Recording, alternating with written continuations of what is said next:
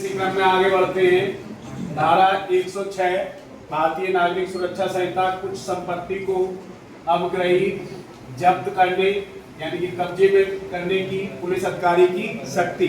तो किन किन चीजों को पुलिस अधिकारी अपने कब्जे में ले सकता है? तो पुलिस अधिकारी द्वारा चुराई गई संपत्ति के संदेह पर संपत्ति जब्त कर सकते हैं। ऐसी जब्त की गई संपत्ति की रिपोर्ट ऐसे पुलिस अधिकारी द्वारा तत्काल अपने एसएचओ को दी जाएगी। यदि संपत्ति ऐसी है कि सुगमता से न्यायालय में, जैसे कुर्की के दौरान की बात हो रही है, सुगमता से न्यायालय में नहीं लाई जा सकती, जैसे जानवर है जो पशुओं की चोरी होती है इत्यादि, तो किसी व्यक्ति को अवरक्षा में उसकी सुपुर्दगी में देकर उससे मुचलका ले लिया जाएगा। यदि जब्त की गई संपत्ति का मूल्य 500 रुपए से कम है, वह संपत्ति शीघ्र नष्ट होने वाली है। जैसे कि मान लो टमाटर की टोकरी है, तो टमाटर कितने दिन रख सकते हैं? नहीं रख सकते ना माल खाने में, तो उसे जो है नष्ट होने वाली है। जैसे फल सब्जी इत्यादि, तो पुलिस अधीक्षक द्वारा बीएनएसएस की धारा 503 और 504 के उपबंधों के अनुसार उस संपत्ति की नीलामी कर देंगे, मतलब बेच देंगे, और उसका पैसा सुरक्षित रख लिया जाएगा।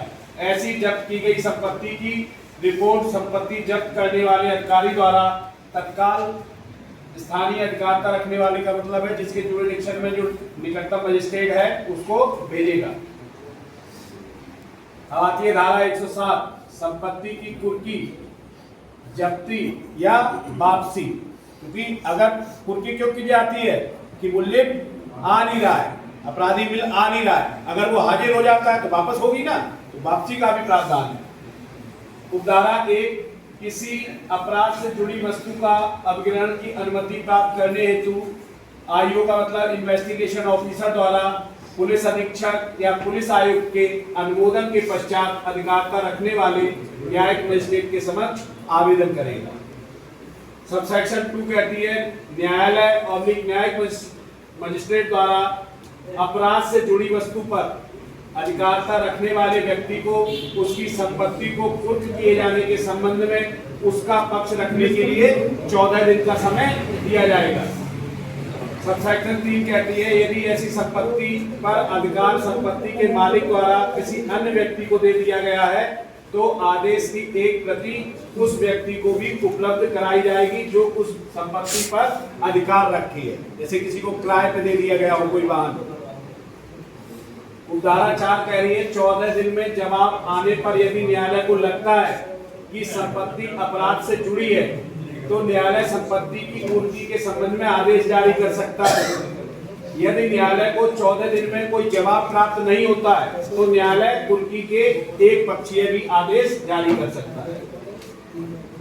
उपधारा 5 कहती है यदि न्यायालय मजिस्ट्रेट को यह लगता है कि उपधारा 2 के अंतर्गत नोटिस जारी करने पर भी संपत्ति पर अधिकारिता रखने वाले व्यक्ति संपत्ति बेचकर भाग सकता है तो न्यायालय नोटिस न जारी करके सीधे कुर्की का आदेश भी एक पक्षीय दे सकती है।